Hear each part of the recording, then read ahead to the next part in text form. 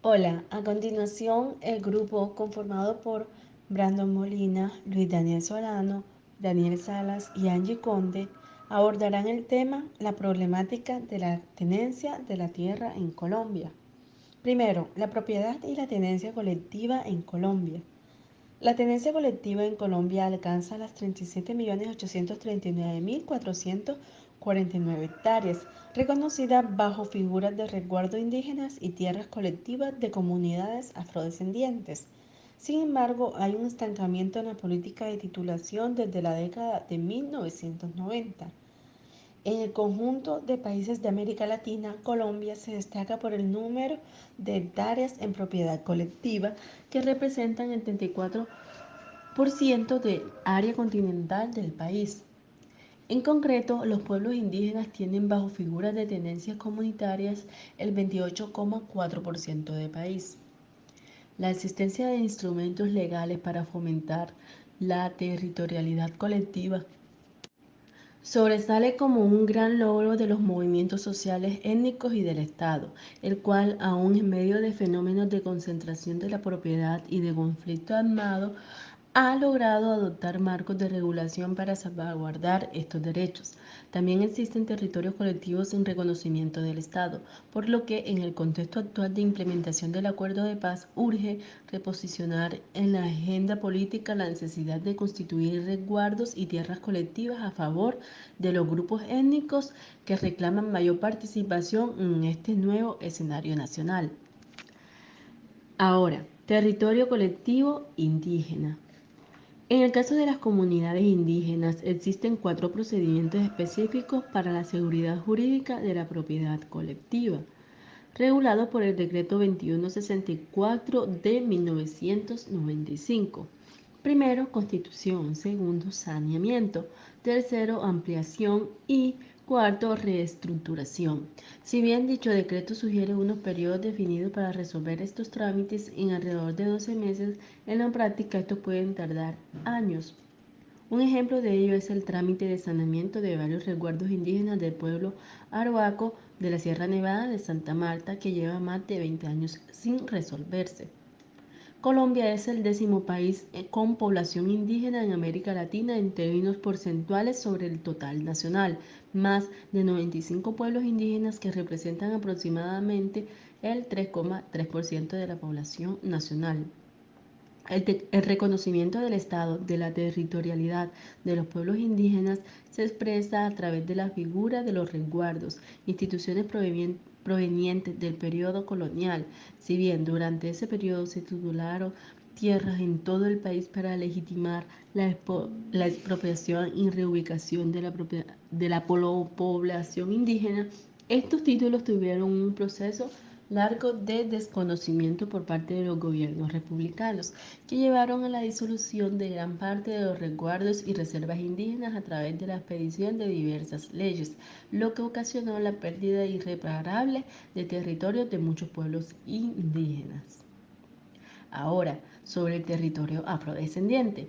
Para las comunidades afrocolombianas, la única figura existente es la consagrada en la Ley 70 de 1993, que incorporó por primera vez en el ordenamiento jurídico nacional el reconocimiento fundamental del territorio para estas comunidades.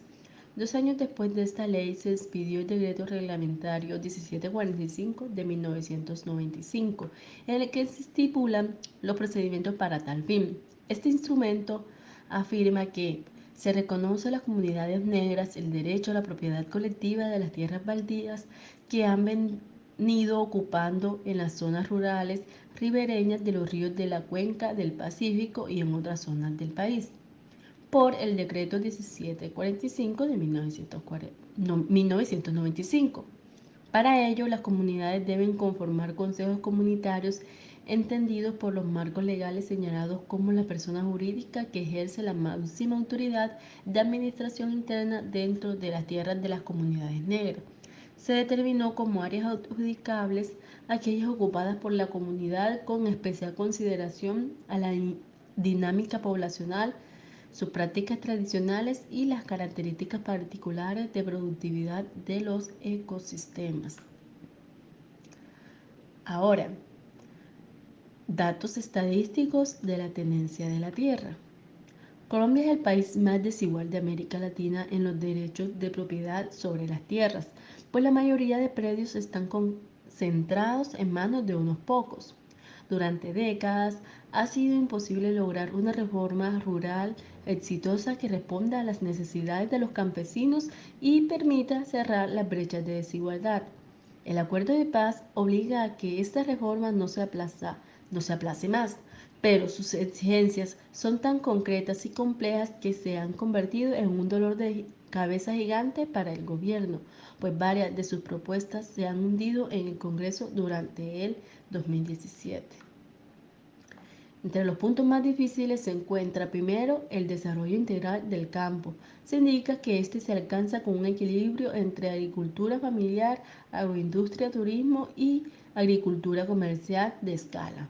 Segundo, propiedad privada. Darle tierra a los campesinos se enfrenta al gran desafío de no pasar por encima de la propiedad privada. Y tercero, la competitividad. El gobierno y la FARC se comprometieron a patrocinar las alianzas entre pequeños, medianos y grandes productores, así como con procesadores, comerciantes y exportadores. Ahora bien, el 1% de las fincas de mayor tamaño tienen en su poder el 81% de la tierra en Colombia. El 19% de las tierras restantes se reparte entre el 99% de las fincas. El 0,1% de las fincas que superan las 2.000 hectáreas ocupan el 60% de la tierra. En 1960, el 29% de Colombia era ocupado por fincas de más de 500 hectáreas. En el 2002, la cifra subió al 46% y en 2017 el número escaló al 66%. De las 43 millones de hectáreas con uso agropecuario, 34,4 están dedicadas a la ganadería y solo el 8,6 a la agricultura. La situación debería ser inversa, pues se recomienda que 15 millones de hectáreas deberían utilizarse para ganadería, pero se usan más del doble. Por su parte, 22 millones son aptas para cultivar, pero el país está lejos de llegar a esa cifra. 1 millón de hogares campesinos viven en menos espacio del que tiene una vaca para pastar. Continuamos con las problemáticas por las disputas de la tierra. En Colombia, las disputas de las tierras reflejan varias problemáticas. Primero, el despojo violento y la apropiación directa por actores armados. Segundo, la apropiación de parcelas de la reforma agraria. Tercero, la apropiación de aguas y playones. Cuarta, el despojo por megaproyectos. Y quinto, las compras masivas de tierras abandonadas por parte de empresarios de fuera de la región. En la primera problemática de despojo violento y la apropiación directa por actores armados, encontramos que esta está relacionada con el uso de intimidaciones, asesinatos, desapariciones y torturas para lograr el desalojo de predios, generando la coacción en la toma de decisiones para el traspaso de derechos de dominio. También por la usurpación de parcelas vecinas para ampliar predios y la falsificación en escrituras y certificados de libertad. Este despojo violento se ha presentado en todo el departamento de Córdoba, el norte de Sucre y el centro de Bolívar, en donde a partir del miedo y el terror se estableció un control sociopolítico mayoritariamente paramilitar. En cuanto a la segunda problemática, tenemos que la apropiación de parcelas de la reforma agraria, que en esta las investigaciones, según esta, 3 procesos han marcado los casos que los testimonios de campesinos y campesinas han señalado dentro de esta problemática en los Montes de María. El primero está relacionado con el despojo de tierras recuperadas por campesinos y parcelas por el INCORA. Es una sucesión de hechos que empezaron a desarrollarse en la década de los 80, cuando en las tierras recuperadas durante las viejas luchas campesinas se iniciaron desalojos de la población ocupante. Adjudicaría entonces la reforma agraria, porque los antiguos hacendados reclamaban títulos de propiedad heredados de la corona española. Además, algunos de los ocupantes de predios no habían entrado en negociaciones con el INCORA, por el incumplimiento del pago de deudas adquiridas o por la expedición de títulos falsificados, utilizando a notarios y funcionarios públicos como ocurrió en el municipio de Morroa, Sucre. Posteriormente, muchas de estas parcelas hicieron parte de compras masivas de tierras a través de figuras como venta forzada, venta a bajo precio o desalojo mediante la ejecución de sentencias judiciales de remate, violando los procedimientos que prohíben enajenar una parcela de reforma agraria antes de determinado periodo de ocupación y explotación o acumular más de una unidad agrícola familiar en zonas de reforma agraria o de reserva campesina. Un papel clave juega el intermediario, quien representa al comprador, conoce los potenciales vendedores a quien busca entre los desplazados en la ciudad para ofrecerle la compra inmediata a un precio ridículo, pero en efectivo, y realizar los trámites necesarios para la transferencia de derechos de dominio. Muchas veces este negocio se hace bajo la presión de una promesa que con la venta de la parcela, los compradores pagarán las deudas en las que los campesinos han incurrido para adquirir la tierra o para su sostenimiento productivo, lo cual se anula al segundo proceso que la Asociación Nacional de Usuarios Campesinos, que fue una organización de base campesina y se caracterizaba por su pluralismo político, étnico, religioso y de género.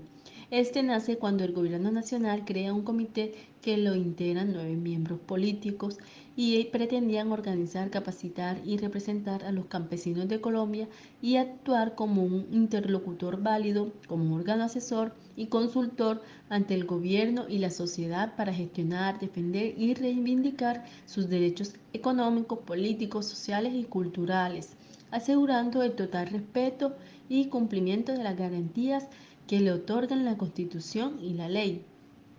Este nació con el objetivo de inscribir a arrendatarios y a parceros para entregarles propiedades, generar propuestas de crédito supervisado y asociativo y crear un canal entre el campesinado y el gobierno para impulsar el agro colombiano. Es una organización sin ánimo de lucro de carácter nacional con presencia en más de 500 municipios y 25 departamentos, donde se agremian campesinos de toda Colombia a nivel local, departamental, regional y nacional. El problema de la tierra en Colombia tiene que ver de manera directa con los campesinos, que son quienes lo padecen al no ser poseedores de tierras productivas para trabajar, la cual queda en manos de pocas personas privilegiadas de la sociedad. Al no ser un problema ajeno a la realidad campesina, esto claramente debe ser un punto de discusión para la ONUC en búsqueda de darle solución. Los campesinos con el proceso de la ANUD recuperaron cerca de 122.400 hectáreas de tierra desde 1970 hasta 1980. Con este avance y la constitución de 320 empresas obligaron al gobierno nacional a sacar el decreto 2073 de 1973, donde ponían los terrenos en manos del Banco Ganadero y la Caja Agraria, y por ende los campesinos se adentraron en un territorio álgido de discusiones políticas, siendo incapaces de sacar adelante un modelo de desarrollo económico alternativo. La ANUC, Línea Cincelejo, sería una de las bases estructurales más radicales que trabajó principalmente en solventar el problema de la tierra en Colombia, donde los individuos tomaban terrenos de grandes hacendados para repartirlos entre sus miembros que habían sido desposeídos, como una forma de luchar y reivindicar al campesinado que por siglos había sido explotado y desplazado. Esta línea estaría influenciada por grupos de izquierda cercanas al movimiento popular, principalmente por los maoístas. La línea Cincelejo de la ANUD contó con la ayuda de Orlando Fals Borda, quien dejaría un trabajo importante en la aplicación de su metodología investigativa, acción participativa, la IAP, que sería reconocida de manera internacional y que dejaría un legado de construcción organizativa importante en la ANUD línea Cincelejo. Por último, esta línea Cincelejo tuvo tanto impacto en el territorio que el gobierno le cortó todo tipo de apoyo y favoreció a sus amistades de la línea armenia. Los campesinos respondieron en masa tomándose la ciudad de Cincelejo con asistencia de más de 10.000 campesinos, lo que causó preocupación al interior y al exterior del país. Tiempo después se unieron alcaldes, gobernadores, políticos y terratenientes para conformar un grupo exterminador denominado la Mano Negra, en el cual intentaría exterminar a la Anunnaki.